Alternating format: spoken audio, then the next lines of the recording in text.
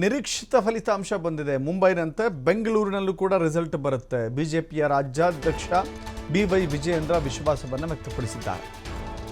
Rahul Gandhi vote ಚೋರಿ ಆರೋಪವನ್ನು ಮಾಡಿದ್ರು. ರಾಹುಲ್ ಗಾಂಧಿ ಅವರಿಗೆ ಏನು ಮಾಡಬೇಕು ಅಂತಲೇ ತೋಚ್ತಾ ಇಲ್ಲ, ಚೋರಿ ಚೋರಿ ಅಂತ ಮತದಾರರಿಗೆ ಅಪಮಾನ ಮಾಡ್ತಾ ಇದ್ದಾರೆ. ದೇಶದ ಜನತೆ ಮನಸ್ಸಿನಿಂದ ಕಾಂಗ್ರೆಸ್ ಯಾಕೆ ದೂರ ಹೋಗ್ತಾ ಇದೆ, ಈ ಬಗ್ಗೆ ಅವಲೋಕನ ಮಾಡಬೇಕು ಅಂತ ಹೇಳಿ ವಿಜಯೇಂದ್ರ ಹೇಳಿದ್ದಾರೆ.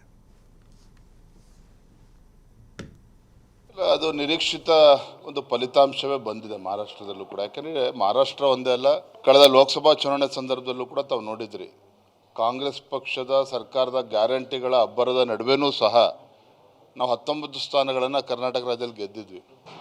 ಒಟ್ಟಾರೆಯಾಗಿ ಇಡೀ ದೇಶದಲ್ಲಿ ದಿನೇ ದಿನೇ ನರೇಂದ್ರ ಮೋದಿಜಿ ಪ್ರಧಾನಮಂತ್ರಿಗಳ ಒಂದು ಜನಪ್ರಿಯತೆ ಇವತ್ತು ಹೆಚ್ಚಾಗ್ತಾ ಇರುವಂಥದ್ದು, ಅದು ಇವತ್ತು ಭಾರತಕ್ಕೂ ಕೂಡ ಶಕ್ತಿಯನ್ನು ಕೊಟ್ಟಿದೆ ಮತ್ತು ಭಾರತೀಯ ಜನತಾ ಪಾರ್ಟಿಗೂ ಕೂಡ ಒಂದು ಬಲವನ್ನು ನೀಡಿದೆ ಅಂತ ಹೇಳೋದಕ್ಕೆ ಇಚ್ಛಪಡ್ತೇನೆ. ಅದರ ಪರಿಣಾಮನೇ ಮಹಾರಾಷ್ಟ್ರದಲ್ಲಿ ಇವತ್ತು ಅಲ್ಲಿನ ಮುಖ್ಯಮಂತ್ರಿಗಳು ಫಡ್ನವೀಸ್ ಅವರು ಕೂಡ ಅಭಿನಂದನೆ ಸಲ್ಲಿಸೋಕ್ಕೆ ಇಚ್ಛಪಡ್ತೇನೆ. ಅದೇ ರೀತಿ ನಮ್ಮ ಪಕ್ಷದ BJP ಎಲ್ಲ ಕಾರ್ಯಕರ್ತರು ಹಗಲು ರಾತ್ರಿ ಶ್ರಮ ವಹಿಸಿರ್ತಕ್ಕಂಥ ನಮ್ಮ ಪಕ್ಷದ ಕಾರ್ಯಕರ್ತರಿಗೂ ಕೂಡ ನಾನು ಅಭಿನಂದನೆ ಸಲ್ಲಿಸೋಕ್ಕೆ ಇಚ್ಛಪಡ್ತೇನೆ. ಇದು 25 ವರ್ಷ ಬಳಿಕ ಠಾಕ್ರೆ ವರ್ಷದಲ್ಲಿತ್ತು, ಇವಾಗ ಬಿಜೆಪಿ ಹೇಳಿದ್ನಲ್ಲ, ಒಂದು ಐತಿಹಾಸಿಕ ಗೆಲುವು, ಮಹಾರಾಷ್ಟ್ರದ ಇತಿಹಾಸದಲ್ಲಿ ಒಂದು ಸುವರ್ಣಾಕ್ಷರದಲ್ಲಿ ಬರೆದಿರ್ತಕ್ಕಂಥ ಒಂದು ಫಲಿತಾಂಶವನ್ನು ಅಲ್ಲಿಯ ಮತದಾರರು ನೀಡಿರುವಂಥದ್ದು.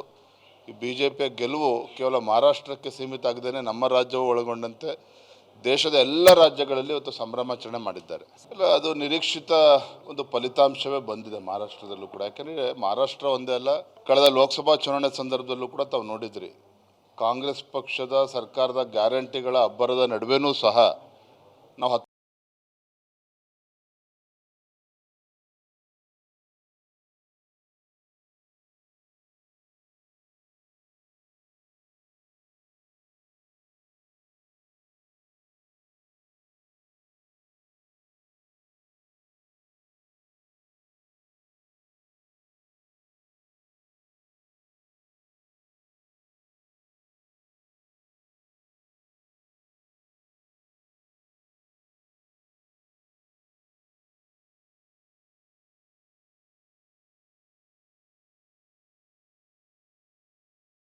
ದೇಶದಲ್ಲಿ ಜನ ಕಾಂಗ್ರೆಸ್ ಪಕ್ಷವನ್ನ ದೂರ ಇಡ್ತಾ ಇದ್ದಾರೆ. ಇದನ್ನ ಕಾಂಗ್ರೆಸ್ನವರು ವೋಟ್ ಚೋರಿ ಅಂತ ಕರೀತಾ ಇದ್ದಾರೆ ಅಂತ ಕೊಪ್ಪಳದಲ್ಲಿ ವಿಧಾನ ಪರಿಷತ್ತಿನ ವಿಪಕ್ಷ ನಾಯಕ ಛಲವಾದಿ ನಾರಾಯಣಸ್ವಾಮಿ ಲೇವಡಿ ಮಾಡಿದ್ದಾರೆ. ಬಿಜೆಪಿ ವೋಟ್ ಚೋರಿ ಮಾಡ್ತಾ ಇಲ್ಲ, ಜನರ ದಿಲ್ ಚೋರಿ ಮಾಡ್ತಾ ಇದೆ. ಮಹಾರಾಷ್ಟ್ರದ ಪಾಲಿಕೆಯಲ್ಲಿ ಬಿಜೆಪಿ ಅಧಿಕಾರಕ್ಕೆ ಬರ್ತಾ ಇದೆ. ರಾಹುಲ್ CM DCM ಅವರನ್ನ ಫುಟ್ಪಾತ್ನಲ್ಲಿ ಜನ ನಿಲ್ಲಿಸಿದ್ದಾರೆ. CM ಫುಟ್ಪಾತ್ನಲ್ಲಿ ಗಿರಾಕಿ ಅಂತ ರಾಹುಲ್ ತಿಳಿದುಕೊಂಡಿದ್ದಾರೆ. ದೇಶದಲ್ಲಿ ಕಾಂಗ್ರೆಸ್ ನಿರ್ನಾಮವಾಗ್ತಾ ಇದೆ ಅಂತ ಛಲವಾದಿ ನಾರಾಯಣಸ್ವಾಮಿ ಕಿಡಿಕಾರಿದ್ದಾರೆ. ಇದು ಗುಂಡಾಗಿರಿ ಸರ್ಕಾರ, ಇದು ಅದಕ್ಕೆ ಜನ ನಿಮ್ಮನ್ನು ಇಡೀ ದೇಶದಲ್ಲಿ ಛೀ ತೂ ಅಂತೇಳಿ ದೂರ ಇಡ್ತಾ ಇದ್ದಾರೆ. ಅದನ್ನು ನೀವೇನಂತ ಇದ್ದೀರಿ, ವೋಟ್ ಚೋರಿ ಅಂತೀರಿ. ನಿಮ್ಮನ್ನು ಸಹಿಸ್ಕೊಳ್ಳಾರ್ದೆ ಜನ ಸೋಲಿಸಿ ದೂರ ಇಟ್ಟರೆ ಯಾರು ಗೆಲ್ತಾರೋ ಅವರು ವೋಟ್ ಚೋರಿ ಆಯ್ತು. ಇವತ್ತು ಮಹಾರಾಷ್ಟ್ರದಲ್ಲಿ ಚುನಾವಣೆ ಆಯ್ತಲ್ಲ, ನಿನ್ನೆ ಫಲಿತಾಂಶ ಬರ್ತಾ ಇದೆ. ಇವತ್ತಿನವರೆಗೆ BJP ಮಹಾನಗರ ಪಾಲಿಕೆಯನ್ನು ಹಿಡಿದಿರಲಿಲ್ಲ, ಈ ಸಾರಿ ಹಿಡಿತಾ ಇದೆ. ಯಾಕೆ? ವೋಟ್ ಚೋರಿ ಆಯಿತಾ? ಆ ವೋಟ್ ಚೋರಿ ಅನ್ನೋರಿಗೆ ಅಪ್ಪರ್ ಚೇಂಬರ್ ಟೋಟಲಿ ಖಾಲಿ ಇದೆ ಅಂತ ಕಾಣುತ್ತೆ. ಅವ್ರಿಗೆ ಮೆದುಳಿಲ್ಲ, ಅವ್ರಿಗೆ ಮೆದುಳಿಗೂ ನಾಲಿಗೆಗೂ ಕನೆಕ್ಟಿವಿಟಿ ಇಲ್ದಿದ್ದಕ್ಕೆ ಈ ರೀತಿ ಮಾತಾಡ್ತಾರೆ.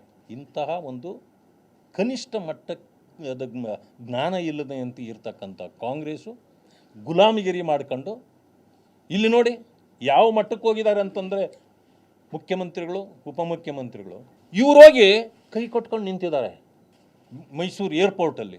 ಡೆಲ್ಲಿಗಾದರೂ ಹೋಗಿ ಅವ್ರ ಮನೆಗೆ ಹೋಗಿ ಭೇಟಿ ಮಾಡಿ ಬರ್ತಿದ್ರು. ಈಗ ರಾಹುಲ್ ಗಾಂಧಿ ನಮ್ಮ ರಾಜ್ಯದ ಮುಖ್ಯಮಂತ್ರಿ ಮತ್ತು ಉಪಮುಖ್ಯಮಂತ್ರಿನ ಫುಟ್ಪಾತಲ್ಲಿ ನಿಲ್ಲಿಸ್ಬಿಟ್ಟವ್ರೆ. ಅವ್ರಿಗೆ ಗೊತ್ತಾಗೋಯ್ತು ನೀವು ಫುಟ್ಪಾತ್ ಗಿರಾಕಿಗಳು ಅಂತ. ಇದು ಗುಂಡಾಗಿರಿ ಸರ್ಕಾರ, ಇದು ಅದಕ್ಕೆ ಜನ ನಿಮ್ಮನ್ನು ಇಡೀ ದೇಶದಲ್ಲಿ ಛೀ ತೂ ಅಂತೇಳಿ ದೂರ ಇಡ್ತಾ ಇದ್ದಾರೆ. ಅದನ್ನು ನೀವೇನಂತ ಇದ್ದೀರಿ, ವೋಟ್ ಚೋರಿ ಅಂತೀರಿ. ನಿಮ್ಮನ್ನು ಸಹಿಸ್ಕೊಳ್ಳಾರ್ದೆ ಜನ ಸೋಲಿಸಿ ದೂರ ಇಟ್ಟರೆ ಯಾರು ಗೆಲ್ತಾರೋ ಅವರು ವೋಟ್ ಚೋರಿ ಆಯ್ತು.